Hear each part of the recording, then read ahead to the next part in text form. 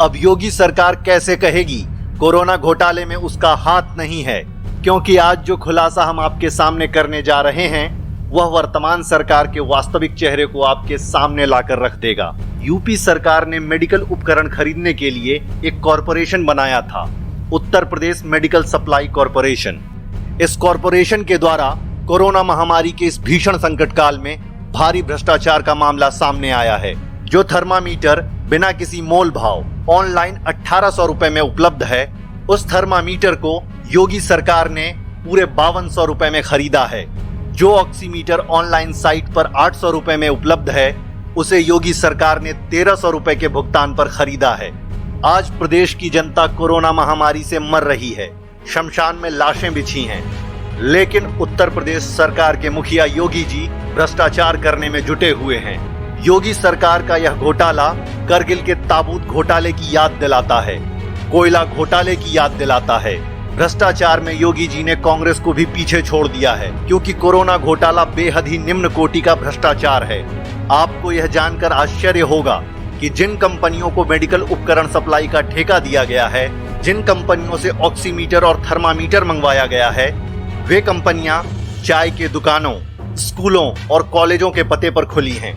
कई कंपनियां तो केवल कागजी हैं, जमीन पर उनका कोई नामो निशान नहीं है। कई कंपनियां ऐसी भी हैं जिनका मूल काम कंस्ट्रक्शन यानी घर और बिल्डिंग बनाने का है।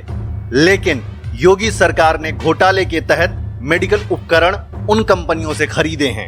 इतना ही नहीं, अपने आप को सबसे बड़ी राष्ट्रवादी पार्टी कहने वाली भाजपा पूरे देश में चीनी सामान का बहिष्कार करवाती है, लेकिन दलाली खाने में भारत और चीन में भेद नहीं करती।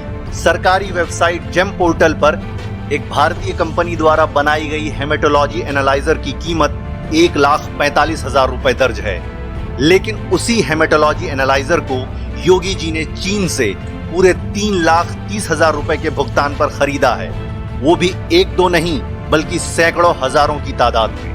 हेमेटोलॉजी एनालाइजर खरीद का भ्रष्टाचार प्रदेश के पूरे 20 जिलों में खुलकर सामने आया है, जबकि ऑक्सीमीटर और थर्मामीटर खरीद घोटाला पूरे 65 जिलों में उजागर हुआ है। आपको याद होगा पीपीई किट का घोटाला, मंजन खरीद में घोटाला, ब्रश में घोटाला भी इसी कोरोना महामारी के दौरान हुआ है। अब और कितने घोटाले करेंगे योगी जी?